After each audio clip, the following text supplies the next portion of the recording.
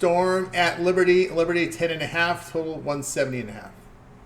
Well, good thing I don't have to fumble through talking about that Liberty game over Indiana again. We know it was 91-80. They did lose that game against the spread, by the way. That was the one cover for the Fever. But all their wins so far for the Liberty have come against winless opposition. Not going to hold that necessarily against them at this point. Seattle, they're 1-2 after the loss on Sunday. They're the team that played on Sunday. They had the 84-75 victory over Washington. We talked about it, how they looked like they were going to have the better personnel out there on Sunday against the Mystics, and I think that is what held to be the case. We got there also on the under with the other show as well by a point or two. So Seattle did cover that spread, laying 7 on the road. New York won all 4 meetings last year between these two teams. I will mention they were all by 8 points or less, and you see the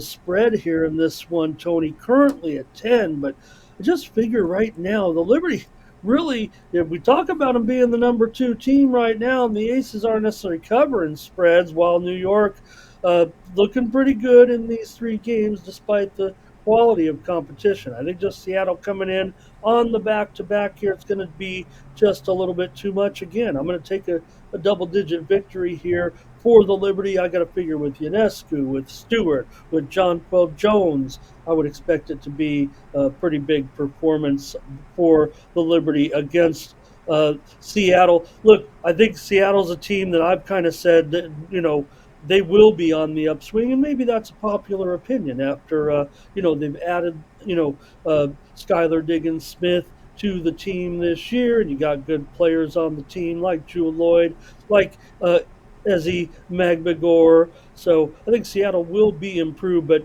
we'll see how it's going to affect teams, Tony, in the WNBA on these back-to-backs. We know they're improving their travel situation a little bit this season, even though it's been a little slow go here in the early on, getting all the charters on board. I'm not too worried about the short trip here, certainly, for Seattle, but just the turnaround time. It is something that has proven to be an issue. Of course, it's always an issue, Tony, we know in our professional sports, the back-to-back, but in the WNBA, it has been a little bit more prevalent over the couple of years when the teams do play a handful each year. So I'm going to take the Liberty to roll this one by double digit. Ramon Scott here, Storm and Liberty. The pick here will be Liberty here at -11 or 10.5. Do your line shopping. Get the best number. All right, we got you through this 2-pack from Ramon. Guys, remember, get his screen plays. Click the link in the description. Use the promo code TonyT at checkout. You'll save 20%.